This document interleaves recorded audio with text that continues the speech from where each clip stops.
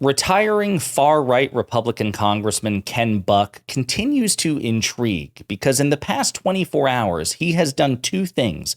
Number one, he introduced a resolution to have Vice President Harris and the cabinet remove President Biden from power.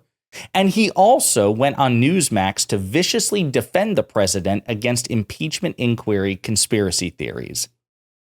But before we unpack all that, if you end up liking this video and you want to support the channel, please be sure to hit the like, subscribe, and alert bells before you go. I'd greatly appreciate it.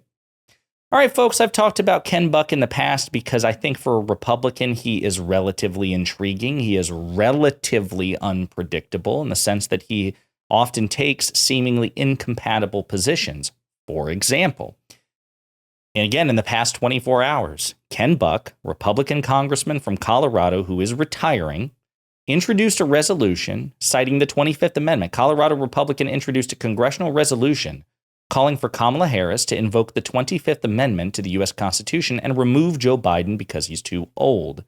The notion is that he believes that the president is mentally incapable of discharging his duties as the chief executive. And so in theory, the 25th Amendment could be invoked, right, if Vice President Harris and a majority of the executive cabinet, sign a letter effectively saying that they don't think that the president can discharge his duties and remove him from power. Obviously, that's not going to happen. But this goes to show, before we get to the clips of Ken Buck just beating up in his own polite way this Newsmax host, Rob Schmit, this just goes to show that Ken Buck is not a Joe Biden fan. He is a far-right Republican. He believes climate change is a hoax. He supports, abortion bans with zero exception. He has every far-right position you could possibly have.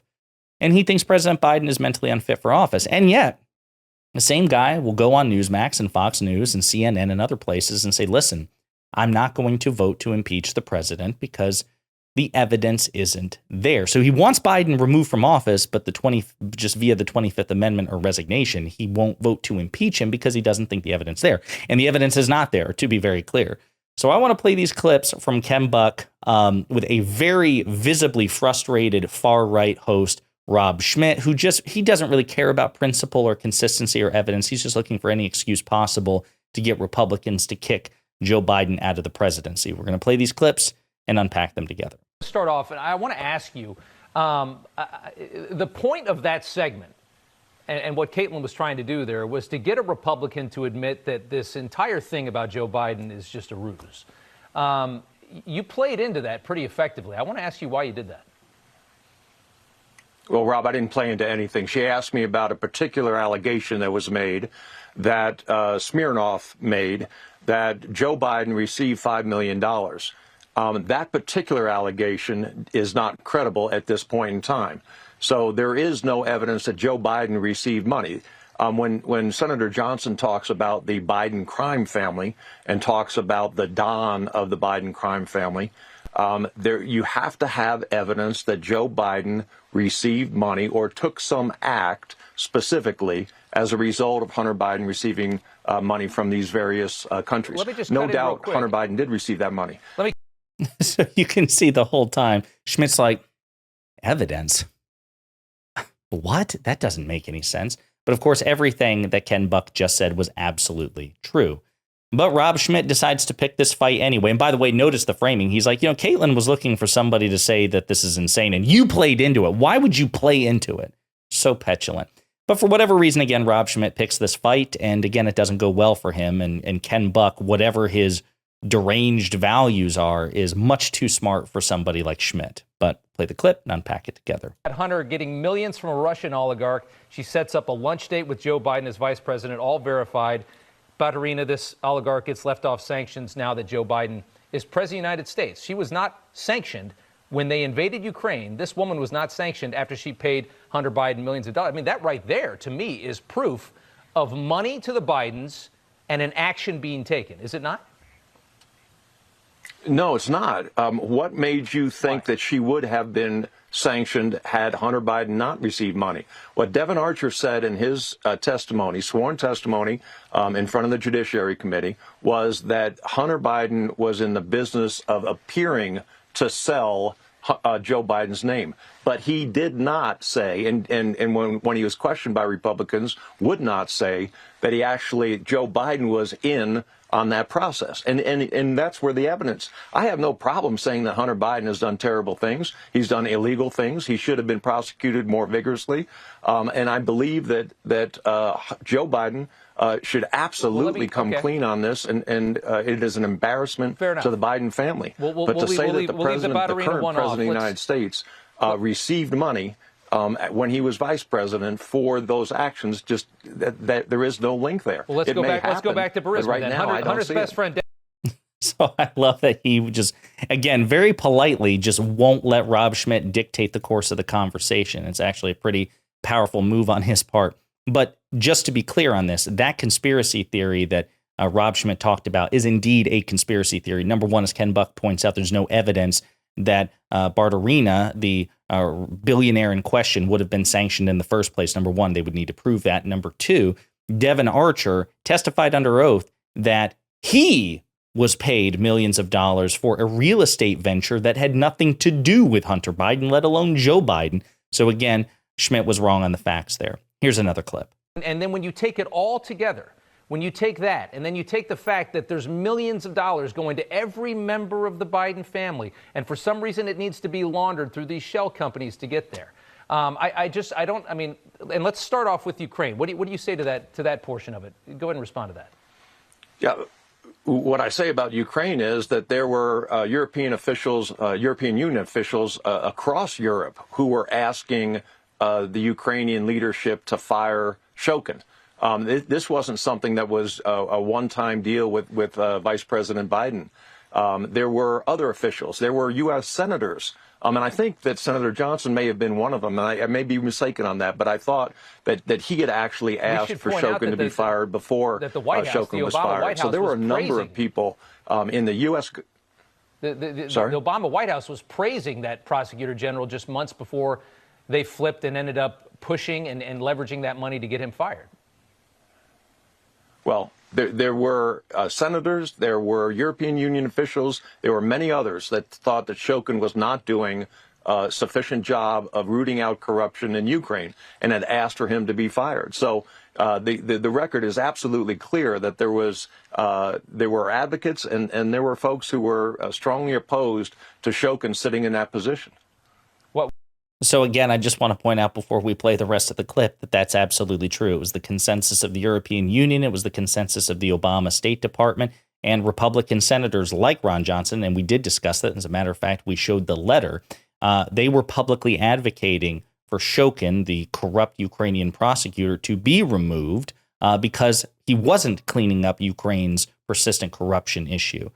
So just, again, want to verify that is absolutely the case. We're going to play the rest. Why do you think you're one of the only Republicans that takes issue with this? I mean, you're also one of the only Republicans that voted not to impeach Alejandro Mayorkas. I mean, some might say that, you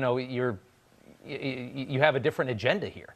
I don't know many people that can look at this list of what, I mean, in your heart of hearts, do you really believe that Joe Biden had absolutely no idea how his family was raking in millions and millions of dollars around the world? His brother, his son, his granddaughter, and his nieces and nephews are all getting these huge amounts of money coming in. Do you truly believe that Joe Biden had no idea what was going on? Rob, that question to me is irrelevant. I prosecuted for 25 years. The question is, can I prove it? Can I prove that Joe Biden took some action? Can I prove that Joe Biden got money? You can again just see the visible rage in Rob Schmidt's face. He's like, you're like one of the only people like who's not doing this. So like you probably don't, you, Mr. Far Right Trump supporting Ken Buck, who supported Donald Trump's efforts to overturn the 2020 election and, again, just invoke the 25th Amendment to get Joe Biden kicked out of the presidency. What other like sinister agenda do you have? But Ken Buck's like, it's really not that big of a mystery. I have my principles, and he clearly seems to be at least somewhat consistent, as weird as that is to see in the Republican House conference. He's like, listen, my suspicions are immaterial. It's about what I can prove. And again, all of that just goes right over Rob Schmidt's head. Last clip here. Young girl that was killed in the state of Georgia by a migrant from Venezuela. I don't understand how that doesn't meet the bar of impeachment for Mayorkas. Well, what's the crime? What's the crime? Yeah, I mean, 18 United States Code. What about public trust? You tell me, Rob, what is the crime? I think lying to the public over and over again, telling them that the border is secure, I think that should be a crime. I mean, I think it should be a crime to take a job and to exploit it for just the opposite. Is it not? Well, it's not a crime to take a job and exploit it for the opposite, but in terms of lying to Congress, that is a crime. And in his opinion, the border was secure. In my opinion, it's not secure. In your opinion, it's not secure. But when you start getting into opinions and charging people under 18 United States Code 1001 with a false statement, that gets very specific. And he would not be convicted in front of a jury. And I don't believe that is I believe it's a crime to lie. I don't believe that he had specific enough statement that it is a lie. So funny, this guy. I mean, Schmit is so pathetic. Well, I believe it should be a crime.